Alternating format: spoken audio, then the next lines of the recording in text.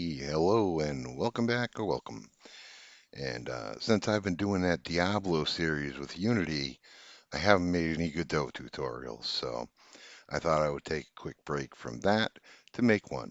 Because, the Godot people who subscribe, they deserve tutorials too. So what we're going to do here is I'm going to show you how you can select objects with a draggable selection box like in an RTS game. Okay, like that. Okay, now what I've got here is three cubes, and they each have a mesh instance 3D on them, so you can see the cube, and they're a static body 3D, and they have the collision object on them, and you need that for the selecting them. All right, they start off with no material, and then when I select them, they'll pick a material from my materials folder called selected and turn them green. And when I deselect them by clicking away, they'll change them back to an unselected material, which is gray. So, boom. Now they're green, they're selected. Okay, if I click away, boom. Now they're gray. And they'll stay gray because either they're going to be green or gray now because they're either selected or deselected. You can select just one or two. As long as you're dragging the box over them, you can select them. Okay, you could select one at a time and still have them all and then unselect them. So that's basically what it is. It's the selection box. So you can make like an RTS game. So let's see how that's done real quick. The select test is just a name I put on the default node that came in the 3D scene. I added a camera 3D, all right, and I took that camera and I found in the viewport here, I found a view I liked of these boxes. And then I just went to perspective and I clicked align transform with view so that the camera was looking in the same direction I was. And then I added the directional light 3D and I pointed it down to the ground so we had light in the scene. Then I added this mesh instance 3D here, which is just the ground with the grass texture on it. And then I added a control node, and this is where all the magic happens. And the control node has a script on it right here that extends control and sets a variable dragging equals false and it creates a variable start position equal to a vector2 0. And you know what? This is a lot to explain. Why don't I just paste this code in the first comment and then you can just copy it. Now, the thing to note too is the two materials, they're getting loaded through a directory. Okay. So you see you got res right here, and then it goes to materials, which is the folder right here. All right, notice it's spelled the same with a capital M, materials, and slash selected and unselected, which are these two here. So if you're going to follow this along and you want to see this happen, you have to name these either exactly the same as they are when you create a material, or change the path in code of here to what your path is. Okay. And like I said, I'll post this code inside the first comment. So all you have to do is grab it and attach a script to the control node and then paste this code in. And then the boxes, again, like I said, they're just a static body 3D. They have the mesh instance 3D with a box mesh selected, and then the collision shape 3D. So they can be selected. They need the collision shape. And then this, all right, I created a node group called selectable. And if you don't know how to do that, you add the plus sign here. You see it says add a new group. And then you just put the name of the group you want. I picked selectable right there. And then you assign these two selectable or not. So when you have one selected or all of them selected, or I guess just one, you can click this and unselect it right here from that selection, or click it again and it's back in that selectable group. So they need to be in a selectable group. Okay. And then again, you've got the code. I've got the control script here, which is on the control node inside the scene.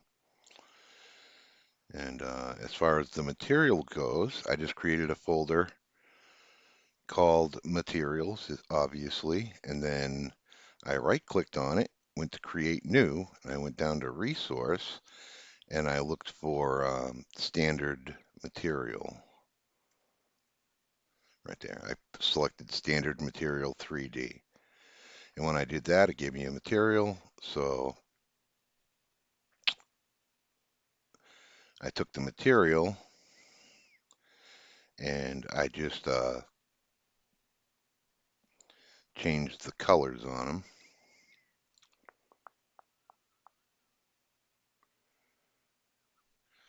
Let's create a new one.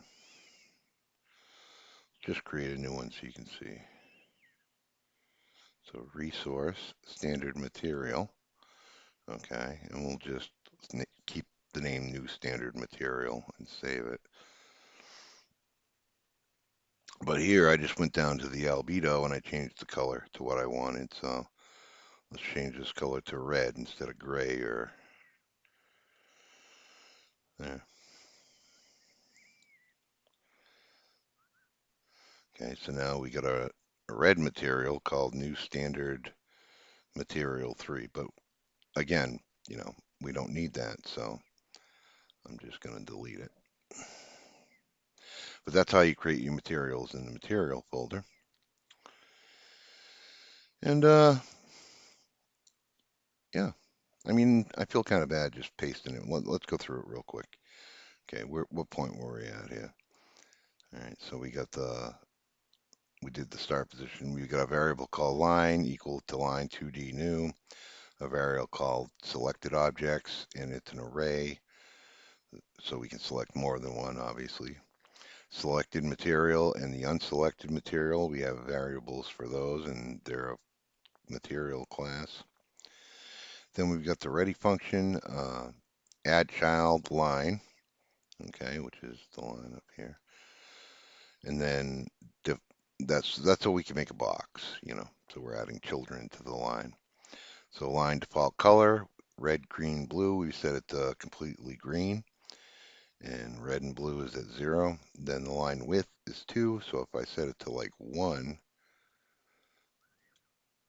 not 12. I mean, we could. So if I set it to like 1, and I click save on this and played it again, then the line will be much smaller like that. All right. And then you've got your selected material and unselected material. We equal into preload, and that's where we have the path to get them from the materials folder.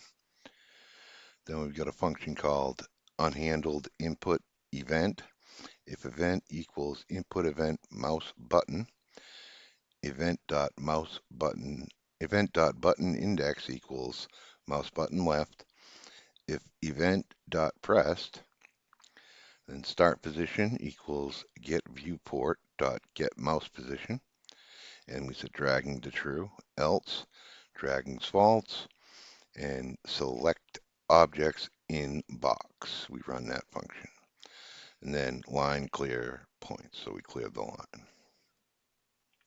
Else if event is event input mouse motion and dragging. Okay, that's how we can select.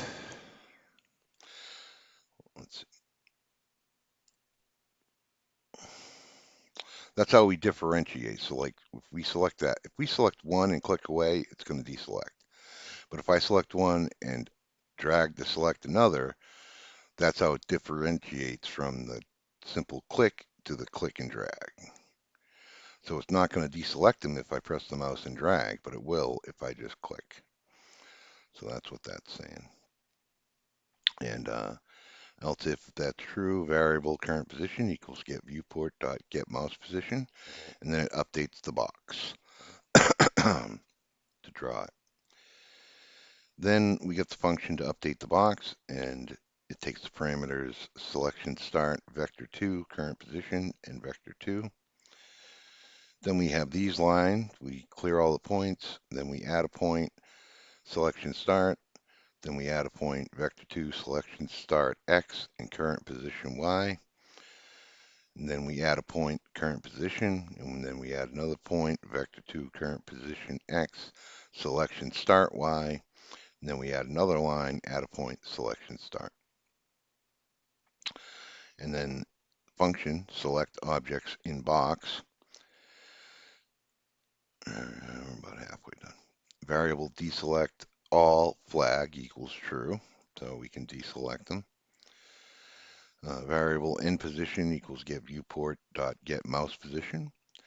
Variable rect equals rect2 start position end position start position dot abs. Variable camera equals get viewport dot get camera 3D, so that's our camera 3D.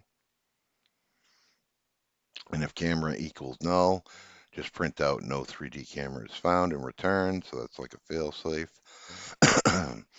Then for object in get tree dot get nodes in group selectable, and that's the object group I showed you in the nodes,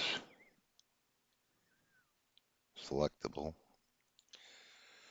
So if those nodes are in the selectable group, if not, object is node 3D continue. Variable screen position equals camera, unproject position, object global transform origin dot origin. If rect dot has point, screen position. If not, object in selected objects dot append object. Change material, object selected material, print selected, object name, so it prints out the name. And that's what I was doing before I decided to change the materials so I could see if they were selected or not. So if you don't want to just change materials, you could always just do it with the name. Deselect all flag equals false. If deselect all flag, deselect all, so that's the deselecting function when you click away. Then we have the function change material, object node 3D, new material. For child and object get children, so because the mesh instance that has the material is a child of the object you're selecting. So for child in object dot get children, if child is mesh instance 3D, oh, excuse me, child dot material override equals new material. Okay. And then we get a function deselect all. For object in selected objects, change material, object, unselected material, selected objects dot clear. So we deselect. And that's the code. And again, if you don't understand any part of this or not, I mean, I'll paste it so you can just copy it out of the first comment and paste it in. And that's all you got to do for selecting objects. Then you can add your code for, like, instead of deselecting on a click, you can click somewhere else on the ground and maybe have them move there or something. But as far as the selection box, that's all it is, just right there. So boom, boom, boom, deselect, boom, select them all. So there you go. There's your selection box, like in an RTS game in Godot. All right. So hope you enjoyed this one and got something out of it. And sorry I've been ignoring the Godot tutorials, but hope this makes up for it. And hope it earns your subscription. All right.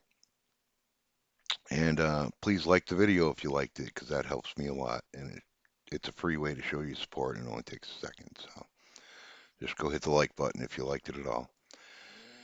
And with that said, until next time, peace out.